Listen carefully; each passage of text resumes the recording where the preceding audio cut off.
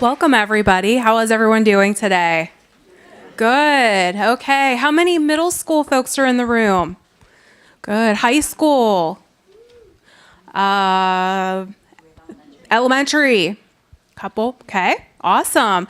Welcome, everyone. My name's Erica Caruter. I'm an educational consultant at Patton Harrisburg on the math, behavior, and school psychology initiatives. I'm going to have my colleagues introduce themselves.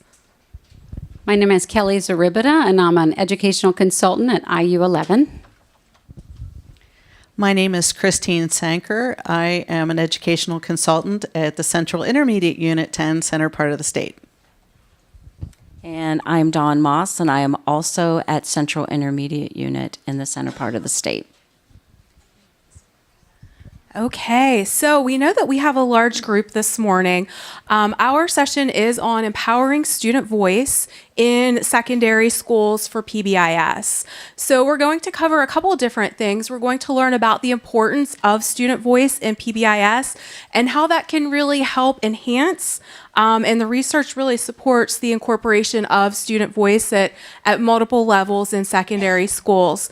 We had some of our schools that we've worked with share some neat ideas of ways they've been incorporating student voice. So you'll get a little snippet from schools around the region that we've supported. And then finally, you're going to see a neat event that we've done the past couple years to bring groups of students together. So we know it's a really large group and we have an hour.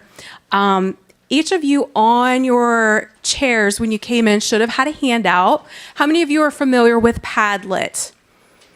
Okay, so Padlet is it's just an online resource repository, but this link, I'm going to keep that active for you so you can go after today's session, put some ideas, kind of interact with one another. So this is what it looks like. If you have the Padlet app on your iPad, on your phone, you can scan the QR code on the back of your handout. If not, if you just type in the web address, you can join the Padlet. And you'll see there's a couple different questions throughout. You can type, all you do is type and then post. So we ask that you keep those positive, good ideas on there.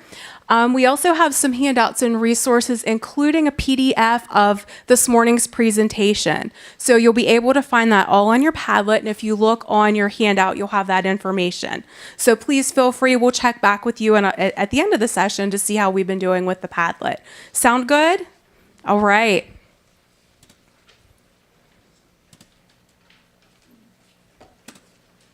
Oops.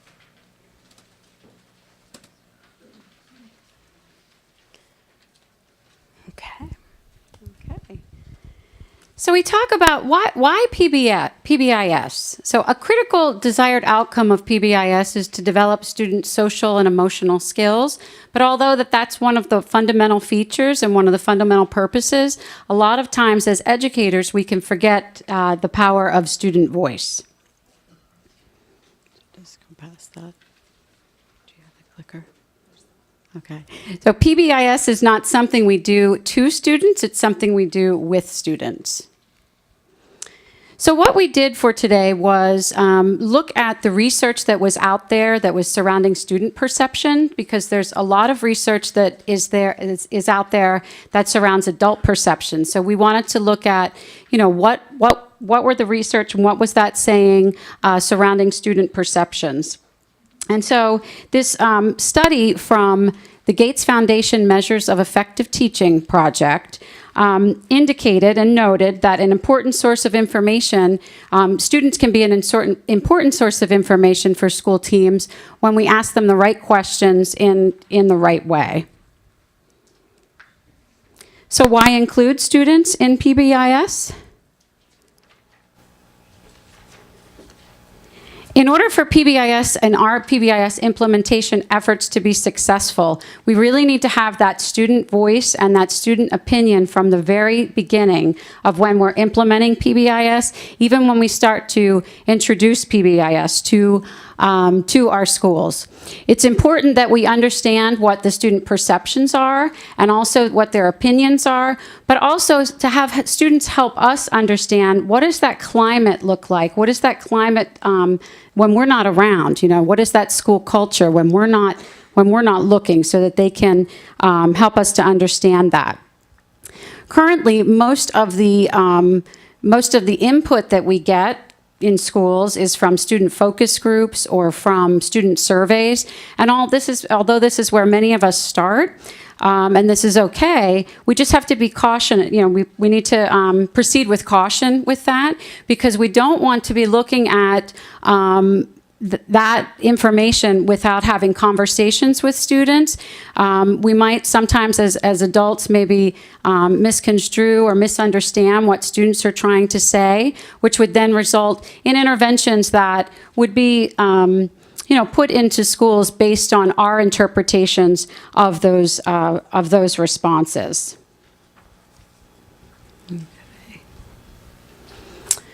Students are more willing to accept changes in school policy and practices if they know their peers' voices were included with the development. So you think about when there's something in your workday or something that happens in your school, you really want to have your input and your voice included. And this is really exactly the same for students. You're more willing to work with changes if you have that voice that's included. Student membership helps keep the PBIS team accountable to the intended implementation plan. And student voice complements SWIBs and is essential for improving the social climate of the school. And research has shown that students that are involved in making school policy changes, we have better school attendance, we have better school climate, better school connectedness, and just an overall better school pride when we include students in that way. Okay. All right. So this is a study from Edgeberg and McConney's work, and that study revealed that despite varying school context, students reported some consistent elements that they felt were very important. And the first was looking at meeting students' needs by developing a caring relationship between that student and teacher. The second was looking at that classroom environment while developing student responsibility and engaging students in their learnings.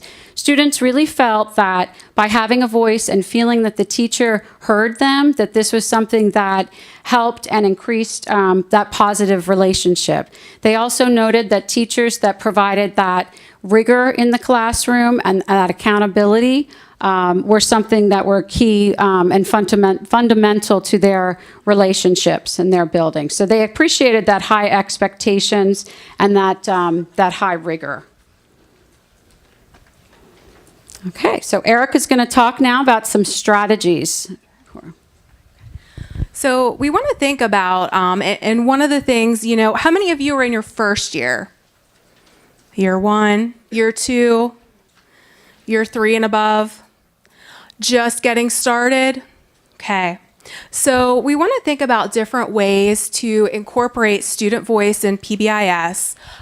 We found this, and the full article about all just is on the Padlet. It's like probably 70 pages, but there's a lot of great resources in there. But one thing we really liked as we were thinking about setting up student teams and incorporating student voice in PBIS was this ladder of student involvement. It's not a sequential process where you start at number 1 and go up each ladder rung in order. It's kind of, think about where you're starting, and that's going to be one of your questions. We're going to go into a little bit more depth, but we really like this adaptation from Fletcher. So as we progress through the session, and as we talk about these levels of involvement, think about yourself. How would you rate yourself on the ladder of student involvement?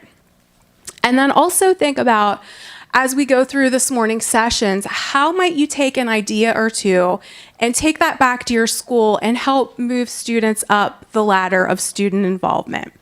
Okay, and you have a picture of that on your handouts. So degrees of non-participation, the article doesn't really go into extreme depth with these. And sometimes when we're starting out, this is what happens, and that's okay. You're getting started. How many felt a little overwhelmed starting PBIS? Right? It's a huge, massive process to undertake. It takes a lot of planning, team time. So you might start with some of these some of these degrees of participation or non-participation. So students are manipulated. An example of that might be an adult picks a student who's going to do exactly what they want and what the adults want in the school. We kind of want to move up from that. Students are a decoration.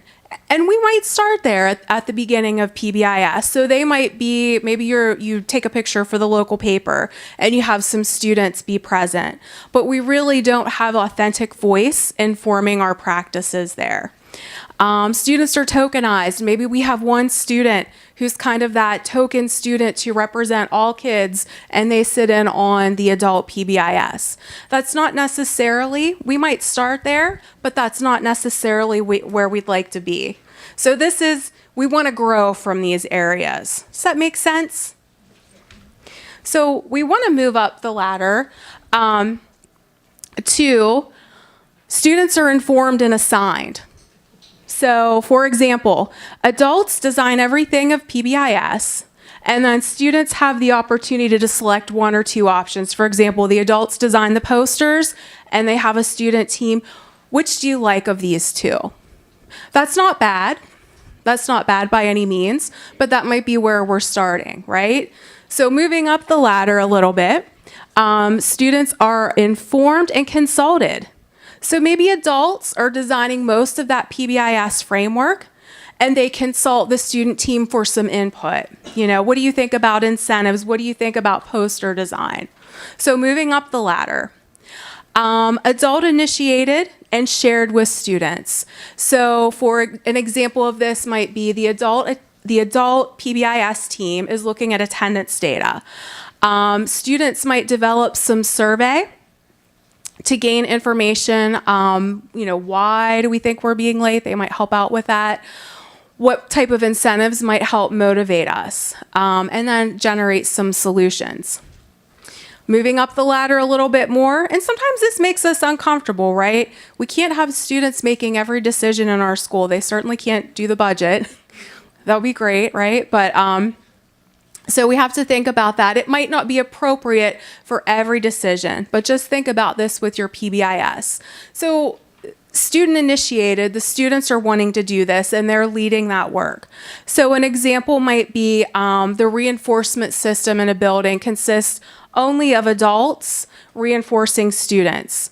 So maybe the students are like, you know what, we would like to reinforce adults. So let's design our own system and we're going to lead that work and we're going to do some recognitions for adults. And the adults support that. So that's moving up the ladder. And then at the top of the ladder is the student team initiates a survey to help with PBIS implementation, take the results back to the adult PBIS team, and as a large team, they all work together. So just as we go through this morning's session, again, you're not always going to be on the top rung of the ladder, and that is okay. But what we'd like you to take away is some ideas. If we're back at those rungs, 1, 2, or 3, we have a token student who maybe participates in some pictures with us. We want to consider moving our student involvement up the ladder because the research indicates the more involved students are, we get better outcomes. Does that make sense? Animation. I'm getting better with my animation skills. So when we think about, Kelly talked about some of the research, student voice complements PBIS implementation. So as we train teams, and we've learned as facilitators over the years, we want to install a student leadership team representative of the student population in your building to help be part of that process. So some questions to think about. We don't want all students from the same social group on that team. We want to make sure that every kid in that building feels like there's somebody on that team that represents my social group and my interests. They're going to help buy in a little bit better. So thinking about ways as you go through, and these might be some good things to post on the Padlet. How do you nominate your student teams? Do we do faculty nominations? Do we have peers nominate? Do we do an interview process? How are you establishing that team? Do you have students apply to be part of the student leadership team? So as you engage in the Padlet, if your school's doing anything, feel free to share that out there. How are we notifying and involving families? How are families being notified that their child has been selected or nominated to be part of this work? Another thing to think about as you're kind of installing and getting your student team up and running is who can serve as that advisor or advisors to kind of lead that work of the student team and help be that bridge between the student and the adult team. What's the purpose? What's their mission and vision?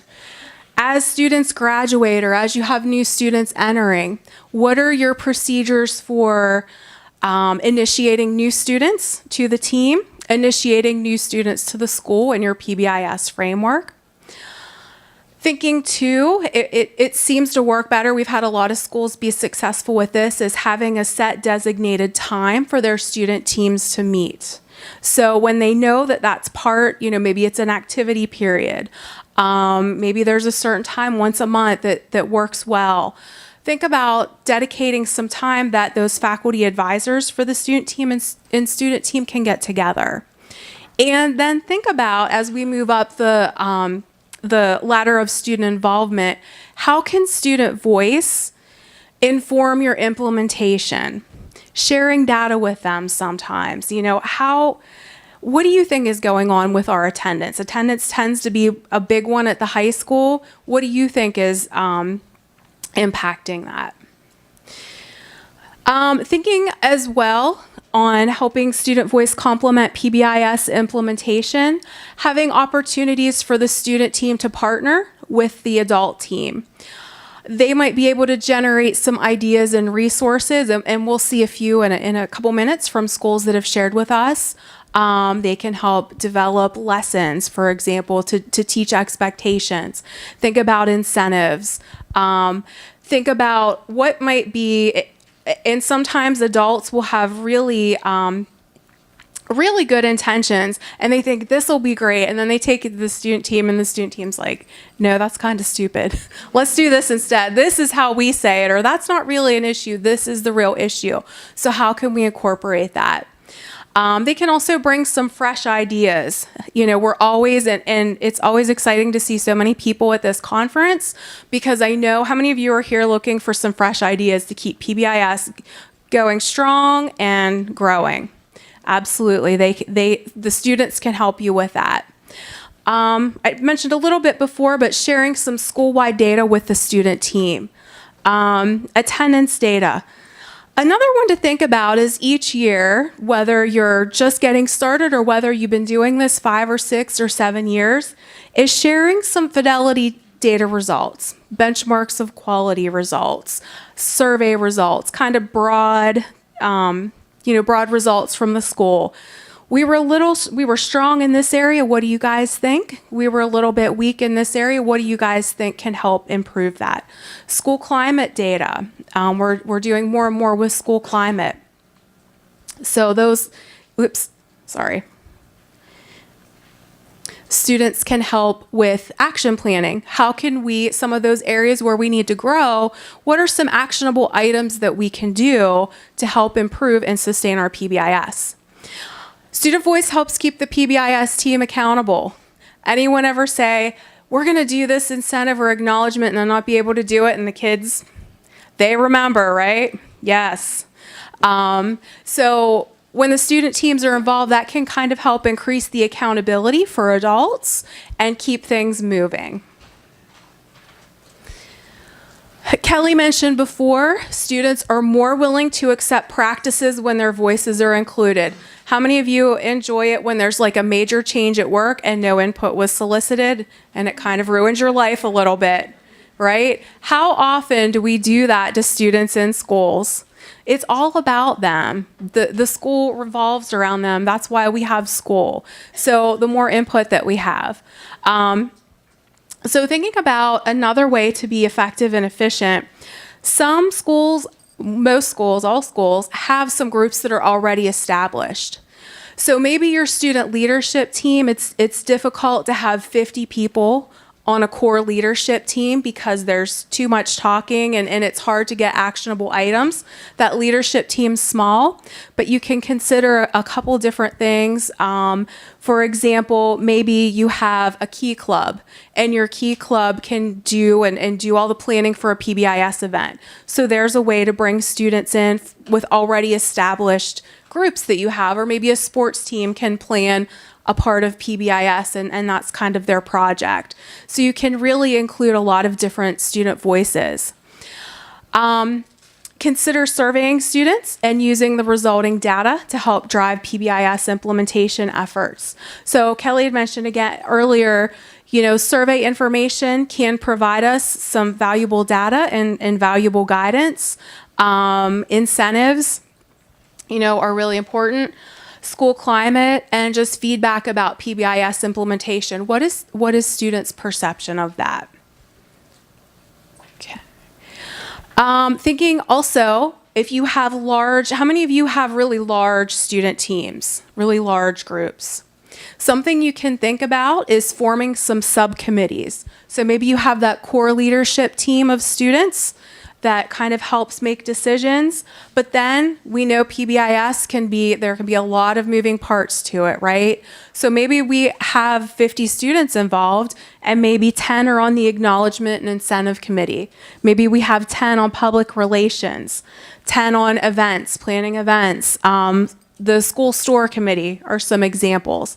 So that's another way to help incorporate student voice across larger groups of students. Students love to be in videos, PBIS videos, promoting upcoming events. They can do trailers. They can help with the lesson plans. We always encourage that the students do the correct behaviors, right? Public service announcements. Maybe your data are showing there's a lot of congestion in the hallways. So we would like, to remind students to stay to the right. So we can have some students make a video or get on the announcements to do some public relations about that. Thinking about the social climate of the school, whenever the social climate is positive, safe, supportive, consistent, learning happens best. So really including all student voice to help improve the social climate of the school is critical. Think about getting input along the way, and we often will have teams. Let's select a student team.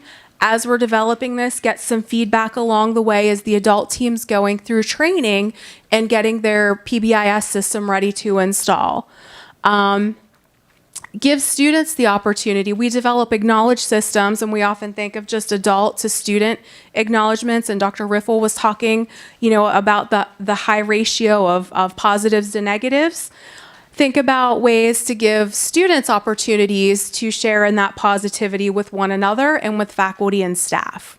Recognitions to one another. Student team, one of the teams we worked with had planned the first re-entry into school, first day of school. They planned, it's always so stressful. So let's come back. Let's just have a time to reconnect with one another as a positive community, have some kick off our PBIS that way, our expectations. And they had like a tailgate and opening football game and all of that. And again, I mentioned gaining student input and data on how can we use data to help make decisions. Really at the heart of PBIS, you've got to be using your data to drive your implementation efforts. Work smarter, not harder, right? So they can really give you some valuable input into that. So that's kind of a little bit of a synopsis of the research, some general strategies, and we have some schools who have shared some of their examples with us, schools that we've worked with, so we're going to highlight them. First up is Northern Bedford County Middle High School. They shared a picture of their student team with us, and the students actually designed a survey. They wanted to get some input on how the rest of the student body was perceiving PBIS. So these were all student design questions that the students wanted to get some input and help them in their leadership of PBIS. So you can see some of the sample questions up there.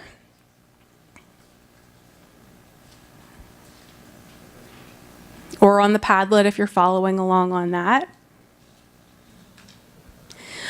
Tussey Mountain Middle and High School, their student team helps plan some events. They did a haunted house. They did the Titan games. There's some of their students sitting at the student summit. Dawn and Christine will be talking about in a minute. So those are just some other examples. Chestnut Ridge High School shared some pictures with us of their student team. So they've really helped take a lead in PBIS. They weigh in on the incentives, on the plans. One of the fun things, I always wanted to see a school do this, so I was excited to get a picture of this. They did the human hungry hippos. Has anyone tried that? Yes. Okay. There we go. I was like, I've always seen people do that. Maybe want to try it, maybe not, I don't know. But that was student-led. Greater Johnstown High School. They meet regularly, at least twice per month, with the lead teachers, the teachers who are the advisors. They help plan incentives, reward days, lead student solutions teams. They did a teacher reward week where the students wanted to recognize teachers, help do the booster sessions of teaching lessons. So you can see the students up there in the photos leading that. I'm going to turn it over to my colleagues for highlighting some of their schools. This is Mifflin County Junior High School in the Mifflin County School District, and this is a unique school because they only have students for 2 years, so it's just 8th and 9th grade. So they just started their student team, and they have a large student team. So this is one of those teams that splits their students into subcommittees for all of the different areas that they need to address. They meet with their student team every other week before school, and then as needed. I know that they have a class period also that's devoted, their student team advisor that's devoted to working with the team and the subcommittees during that time as well. They hold faculty breakfasts for their teachers, and they initiate different teacher acknowledgments by, writing their teachers' notes about the nice things that they do for them in school. And I had to pull out this quote that they gave me. I thought that was really important. It said, we try to integrate our student team and use them as a sounding board for everything that we do within the school. They're actually planning one of their first large fundraising events this coming weekend. It's a glow run, and the students felt that in order to have everybody involved, they wanted to do a 4-mile relay so that everybody just had to run 1 mile. Oh, I see Amy out there. Is that right? Yeah. So that's this weekend. So that they do some great stuff. And this is the Huntingdon Area High School. This student team, and if the principal, if they're not at the conference this year, but if he were here, he would tell you that the single most factor for getting their teacher buy-in in that building for when they were implementing PBIS was because of this student team. They had a buy-in issue, had teachers not sure that this was something that they wanted to do. They had the student team create a video for the teachers, for the school board, and then they had the student team go and talk at the faculty meeting as to why they needed to have PBIS. And this is a very strong student team. They have a homeroom that's committed in the morning with their core team, and then they also have subcommittees as they add students throughout the year to their team. They plan their weekly, quarterly, and monthly rewards. They do things like reindeer games and March Madness, and everything that the core PBIS team does is really pushed by the student team and those particular discussions. They're talking about moving up the ladder by next year in sharing those fidelity measures that Erica talked about, sharing what the data is, looking at the trends in their building. So I know that the principal looked at, they had an issue with tardiness in the morning. And so he asked the kids, what kinds of things can we do to help with this issue? And the kids gave some great ideas, and he's sharing that data with them. So they continue, to want to plan to share data with their students. So that'll be exciting for us to see as we move forward with Huntingdon.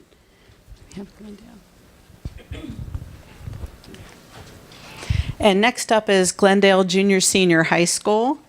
They wanted me to share with you, most importantly, that when they began and considering putting together a student team, they reached out to our intermediate unit because they know that we have a lot of resources, a lot of schools that we work with, and they asked if they could visit another school that had an existing student team.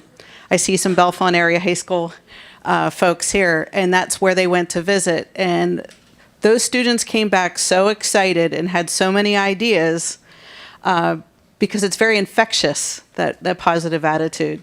They also merged with a lot of other organizations, student-led organizations within the building.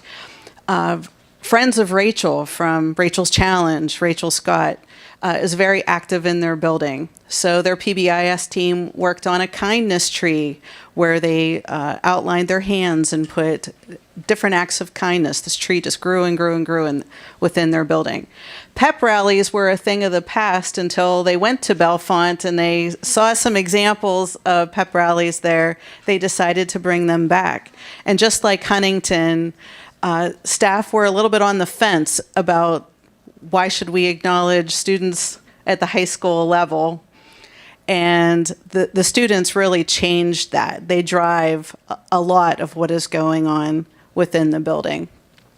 So I would ask you to reach out also to your intermediate unit if your team is maybe a little stagnant with ideas or you're just not sure how to go about starting a team or adding new members. They probably can get you a school to go visit. That's a huge asset and resource for all of you.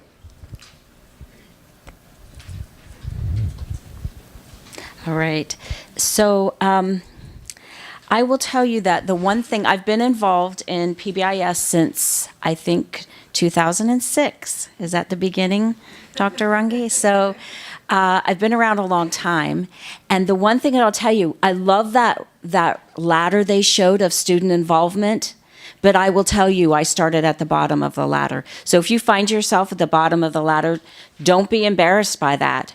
Just like as you know better, you do better, right? And so we were looking at this ladder and I'm like, oh my, I let everyone on the bottom of the rung for a long time.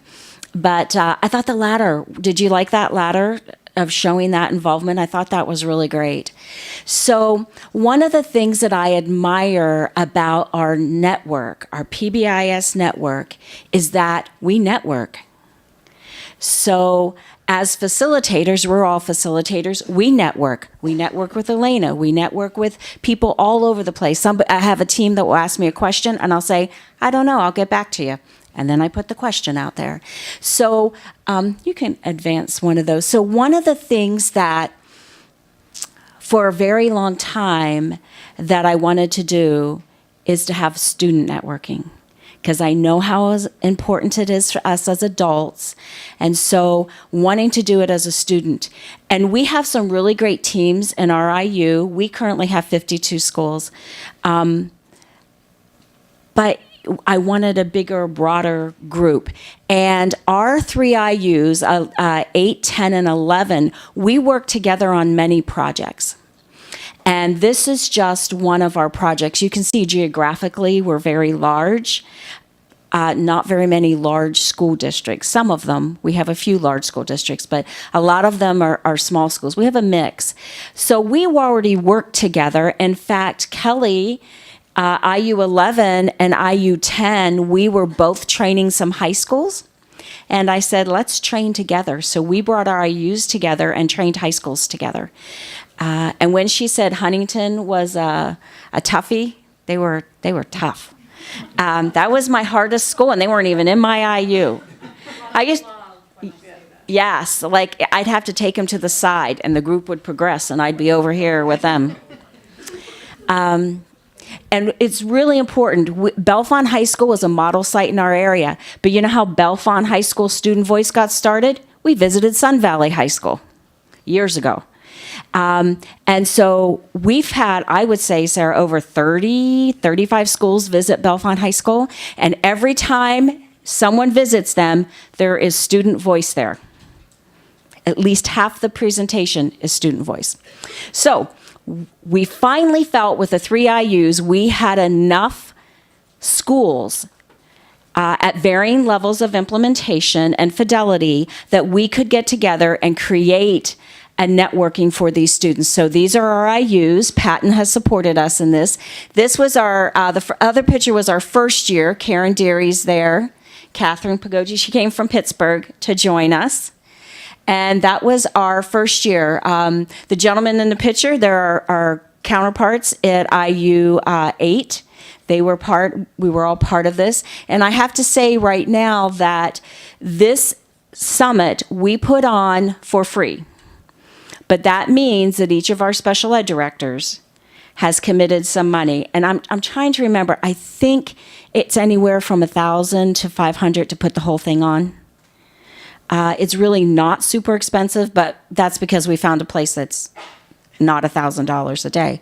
But you'll see we're in a church because you'll see crosses in the pictures. But we're in a church. It was hard to find a location because of the geographic area.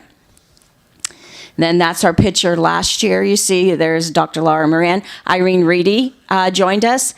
And Michael Lord joined us from IU 16. So we had some consultants from other IUs join us so they could see kind of what we were doing so they can follow suit. And if you are an IU consultant, we would be happy to share everything with you, what we've done. All right. Do you want to say anything? You're doing well. Okay. I can just talk. So Kelly told me I'm the filler, but I don't know. Oh, so yeah, so our theme this year was, so the ACT has to do with our intermediate units. We're Appalachian, Central, and Tuscarora. So that's where ACT came from because that's who we are together. And our theme this year on our t-shirts say, keep calm and love PBIS. So those are our shirts. And there's some of our directors in there with us. And I think Sandy's here. Sandy, are you here? Yep, she's back there. She's one of our directors from Tuscarora IU. So we appreciate, without them, we couldn't do this because we didn't want to charge when we do this. So here's a sample of schools that came together. Some of these schools drove 2 hours to get there. So, you want to talk about that? So as Dawn mentioned, our vision for this summit was for them to network because it's not always practical for a student team to go visit a high school. How could we get them all together in one location? And our catchphrase or elevator pitch a lot for PBIS is that we're trying to create a safe, predictable, consistent, and positive environment for students. So we just drove that message over and over again. Students really do drive PBIS at the secondary level as they do many other initiatives at the secondary level. They really wanted their voices heard, and as Erica mentioned, they tell us how old we are and how corny we are, and that a lot of the things that we think would be really great are going to flop. So they shared a lot of that, and two of the pieces of our summit, they drove each of the breakout sessions. We had teams that led those breakout sessions. Two of the pieces of that were acknowledgement and how to get staff buy-in. Everyone really wanted to know that at the secondary level. So having a student network builds capacity, as I just mentioned, and also having a place where they could network after the day. They were making connections. They shared lots and lots of ideas that day. It was very interactive. Our keynotes, which we're going to show here shortly, were wonderful. Were very engaging, had them up and moving, and they were up and moving the entire day. And I'll let you talk a little bit about our keynote presenters. All right. So here's a picture of our ACT team meeting. We did have a couple face-to-face meetings during the course of the year, and then Zoom. We Zoom. But there we are one day. hammering it out. So our keynote. So our first summit in 2017, Melissa Duckworth, who's at Bellefonte High School, she led, she was our keynote, very interactive, up and engaging. And Dr. Nicole Hollins was our keynote this year. She was a cheerleader in high school. Was she college too? But boy, did she have us up and moving. And she would take breaks and play music, and we would dance. And so very engaging. She talked about leadership with the kids and how important that leadership is. So those keynotes, they're only like a half hour, maybe 45 minutes, but they are very energetic keynotes. There we are. There's Nicole's PowerPoint. Are we a leader?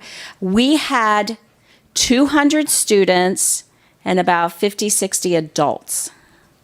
We are kind of outgrowing where we are at the church, but we stuffed them in there. Yep, see, there you are. There's me over there by the cross. I'm trying to hold up the wall. So we definitely got student input. Before we even decided what sessions to do, we put out a survey to students. If we're going to have a networking today, if we're going to meet together, what do you want to know about? And like Christine said, they wanted to talk about acknowledgments. They wanted to talk about buy-in. So these sessions were developed by the students. You can see an example of the sessions and then what we did. If it was a high school session, then a high school team facilitated that session. And it was pre-assigned. We had the high school team facilitate the session. If it was a middle school, then we had an adult facilitate that session. Though I tell you, there are some really articulate middle school students. So probably we're at the point where they could probably facilitate their own. So those are examples of what we had. And we also have adult groups, so adults network at the same time. There was something, okay. So here were some, we did the guiding questions for them. Is there another page, Christine? So here it is. Erica was awesome. Erica and Michael developed these. So these are the guiding questions. So when the students came that day, they actually had this before they came. We want you to facilitate. Here's the things we're going to need you to do. There were directions, there were questions, so they had that. Can you go back? So our sessions were 45 minutes long. They were led by the students, but when we started a breakout, we did introductions, who's in the group. We set expectations, and we actually did this at the beginning, and we'll show you a sample of our ticket because we actually gave out tickets and we had acknowledgments. But I had shared with you that we helped facilitate the middle school sessions, but we also asked for note takers. And then we gathered the notes afterwards from each session, because you know how sometimes you can't get to every session, but you'd like that information. And we asked the teams to stay with their guided questions.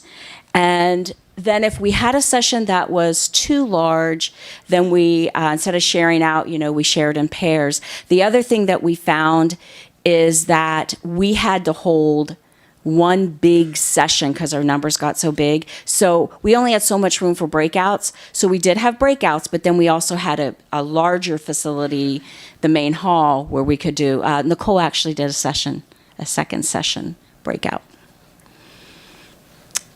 And here are some pictures. Do you want to say anything about some of these? As Dawn mentioned, the middle school students were really amazing, even though there was usually an IU facilitator in with them. This is a copy of the ticket that we actually had the opportunity to hand out to students that day as well. For Act Responsible, Create Community, and Take Ownership that day. And we had some donations. So they had the opportunity to put those tickets in bags on this table to win, I think it was Del Grosso Park tickets and all kinds of goodies that we had. And some of them were just cheap food. It was food. It was not expensive.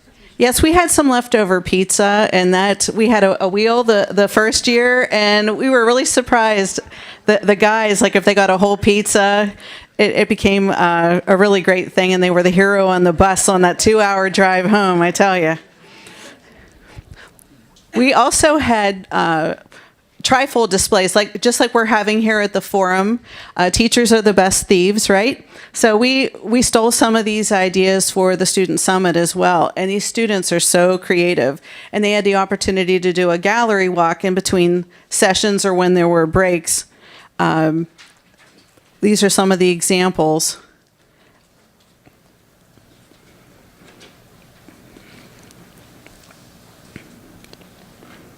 Some brought quite a lot with them.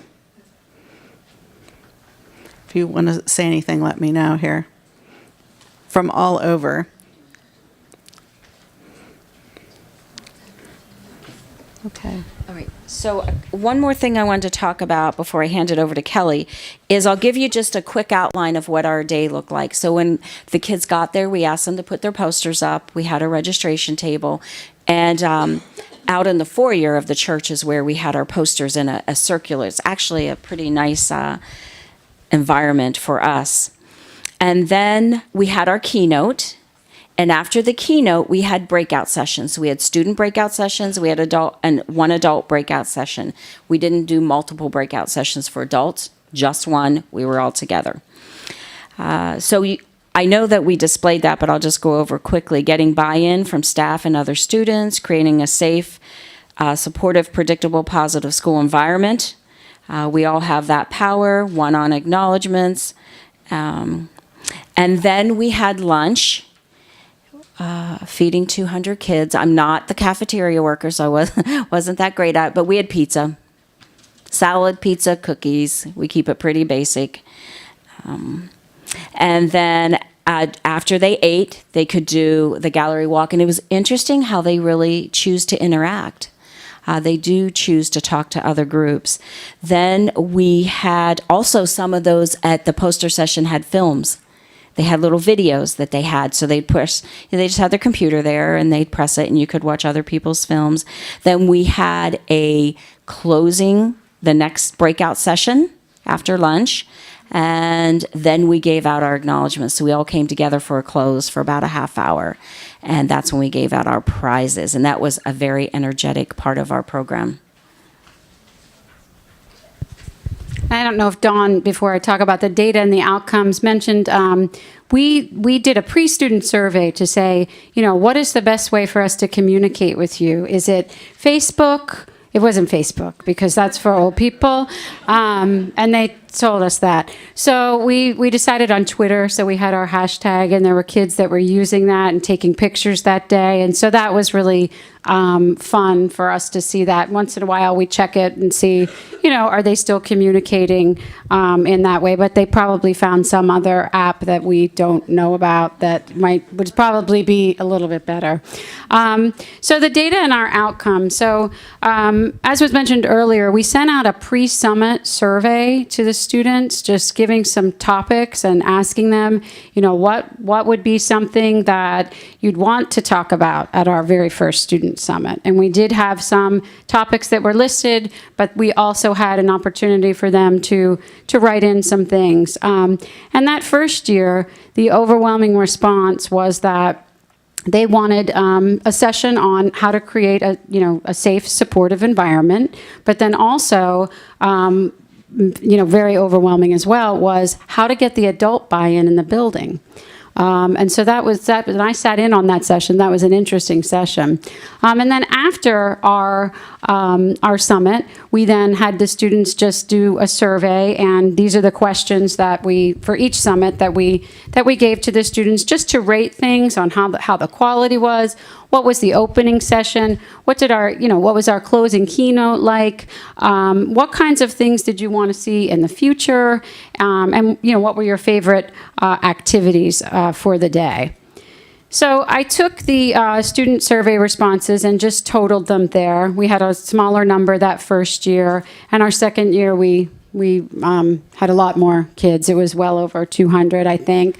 And so I just went ahead and tallied those responses so that we could then have our next summit be driven by the data for the student. And then I also took it by current grade level in school, because it's interesting to see what the perception is of a certain grade level for what it is, what kinds of things they would like to have. And what came out of this that we saw was that the students really wanted to have more time together. We thought that we gave them enough time that first year, but they said we need to have more time together so that we can talk and we can exchange information and talk about the good things that we're doing in our school and the good things other kids are doing at their school, and network in that way. And some of the comments that were here, you can see some of those comments, learning about high school acknowledgments and incentives. They really like the safe and supportive learning environment, how to get that buy-in. Kids know, and they were very clear about that. They know when a teacher doesn't, when staff is not buying into that. They said, we can absolutely tell how the acknowledgement, when that's given, whether it's given with sincerity or not. And so we just sat back and listened, and I thought that's interesting, because they all very much knew that. We said, what kinds of suggestions do you have for future conferences? They said everything was great. They needed more pizza. We gave them more pizza the second year. We gave away pizzas. I didn't put this comment in here because it was a little out of the box, but they wanted all-night volleyball. So Don Moss is going to make that happen for us for next year, depending upon of our location. But again, just continuing to give students that time to network was really important for us, and so that's what we tried to do. And we're going to be using all of this data to look at our planning, which we're starting very soon for this coming school year. So some final thoughts that we want to leave you with. Think about, when you go back to your districts and back to your teams, how would you rate yourself on that ladder of student involvement? How would you rate your school on that ladder of student involvement? And how can we move up that ladder? What kinds of things can we do to move up that ladder? And how might you take this information from today's session and move your student involvement up the ladder? Feel free to reach out to any one of us. We want you to put some things on the Padlet. You have some things. You have some of our research that's on there, as well as our PowerPoint that's on there. And then we're hoping that that you also put some ideas and strategies on the Padlet too. You could have that. Yes. Yep. So here's some thank yous to people who have helped us and participated over the years. Oh, it's animated. So there's our contact information, but using that Padlet will be a great resource. We would be happy to share anything that we have. I believe in all my years in PBIS, I don't know if I've seen an original document. I've seen versions of maybe an original document, but we're all about sharing in PBIS. So we would be happy to share anything that we have. Do we have anybody have any questions? We do have like 5 minutes for questions. Yes. I have a comment, and I think that what you've started in terms of using Hart's ladder of student participation is really a wonderful framework for moving schools forward. And within the PBIS structure, you have a great way of moving work forward. I'm aware of a student engagement approach that's offered through the National Association of Secondary School Principals called Raising Student Voice and Participation. And it often falls flat in a school. It teaches kids, same types of groups of kids that have influence in the school, not necessarily your usual suspects, to run focus groups in classrooms to identify issues that students would like to work on to improve. an action plan. But typically that doesn't, in a lot of schools, they struggle to get that off the ground because they don't have the framework and they haven't nurtured the student leadership in which that can flourish. And so I'd like to just, commend the work that you're doing and also say maybe consider a pilot of RSVP, Raising Student Voice and Participation, with this particular group that has the capacity, the structure, and seeing where it goes. Thank you very much. We're all about moving forward and improving and looking at our practices. That's the other thing I love about PBIS is we're not afraid to share the good, the bad, the ugly, and to keep moving forward. All right, Karen. Yeah. Any other questions, comments? Everybody wants lunch. So thank you very much.